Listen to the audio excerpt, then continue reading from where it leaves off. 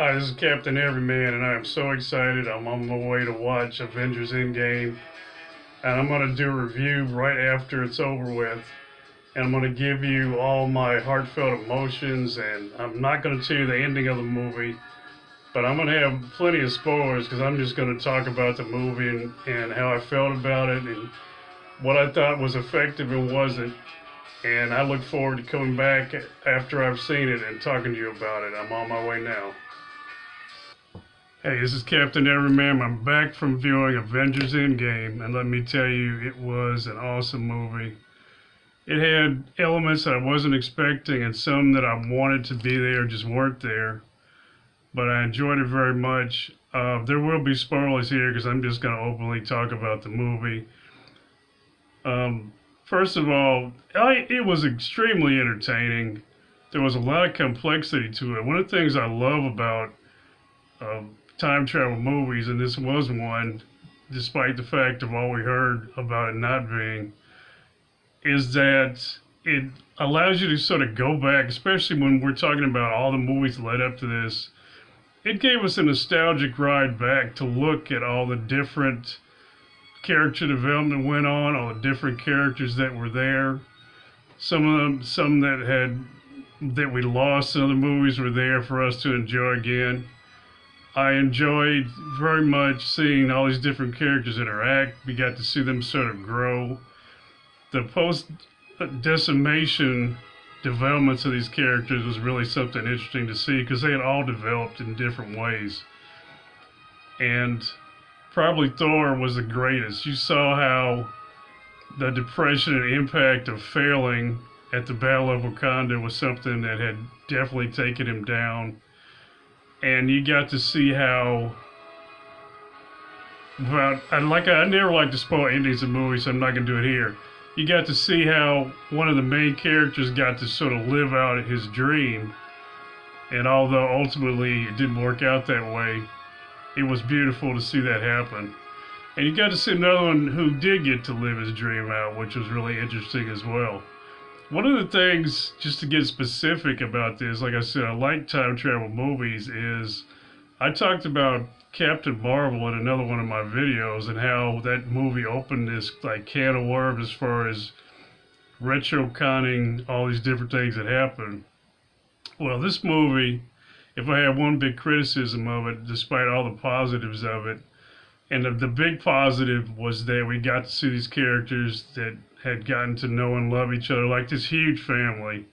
We got to see them all come together and work together and fight together. But the biggest criticism I'm going to have of this movie is they opened a huge can of problems with this movie.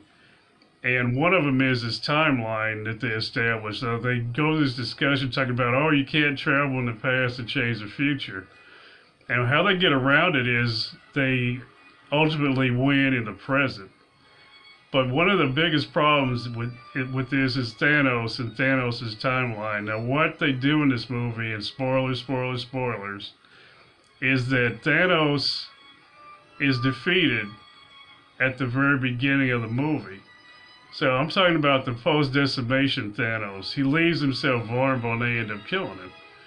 But what happens is, and of course, there's always this danger in the past. Think of Back to the Future, how Biff found out about their plans and how he tried to stop them. Well, they have a twist like that.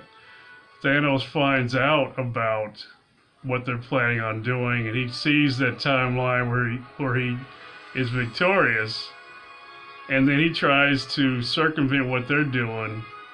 So he comes to the present, to where they are, to try to stop them, to try to undo what they're doing. Well, that opens up this huge can of worms. And one of the things I noticed is never addressed in this movie is where is Vision? Because Vision is created because of these stones. And if you take these stones and their trajectory away, then where is he? And if he never happens, what about Ultron? Does Ultron end up winning? And they, at the end of the movie, or near the end of the movie, they take, and this is strangely enough, this is exactly what I suggest it could be. If they take the stones, and I've said this online in comments a lot, if they take the stones and then put them back just after they've taken them, then they could preserve the old timeline. But the problem is Thanos came back to the present from the past. So when he finds out about the time of the Guardians of the Galaxy movie, that what's going on, he actually travels to the present. So all these things that he caused to happen that are very vital to the story don't happen anymore, apparently. I mean, the Battle of New York happens, but everything that happened after that sort of gets erased. And so that would majorly alter all kinds of things. For instance, the Battle of Wakanda never happens. There's no way that it does, because he's not going to be around for it, because he came from that time. And this is going to be something that I'm just so looking forward to seeing this timeline debate on YouTube and in social media, because they just obliterated so much of what happened that there's no repairing it. But how they get around it? They get around it by not addressing it at all and not talking about it. Now, what I would say about this movie is, although it was extremely entertaining, it was also extremely somber. And and not to give a direct spoiler, but two of the main characters end up dying in this movie. I won't tell you who they are. And were they good choices? I can't really say. I think that it just seems like some contemporary writers feel like they must do. They have to kill characters, I guess, to get the audience involved and stir these emotions. But the tech was used to the max. A lot of allusions to other like time travel movies were there, which I thoroughly enjoyed. It was just a lot of fun to see them all fight. Now, the Battle of Wakanda, as big as it was, this battle is even better because they're not divided anymore.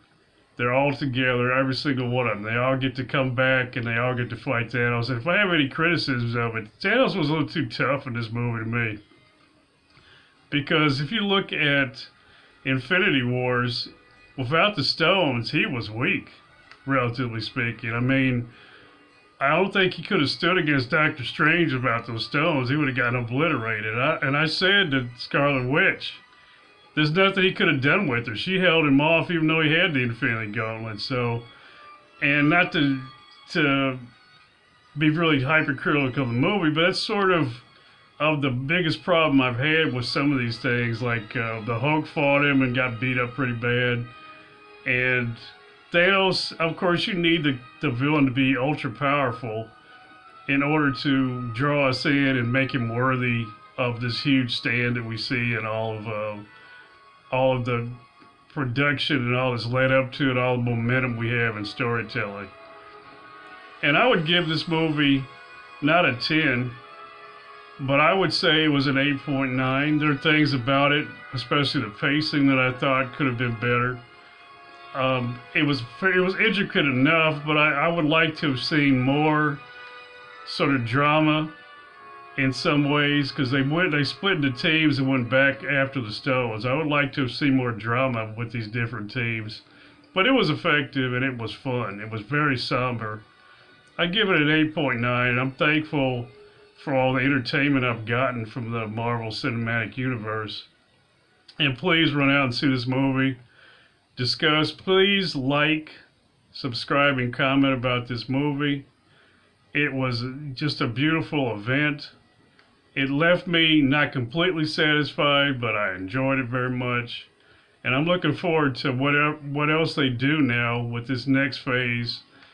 This phase has been really wonderful. Iron Man, of course, is my favorite character. So I've really enjoyed how they handled his story arc from beginning to end. I think that Iron Man, the original film, is still probably my favorite movie of the Marvel Cinematic Universe. I thought Obadiah Stane was a great villain. I'm not sure he's ever been topped, really. And it's just been a beautiful ride.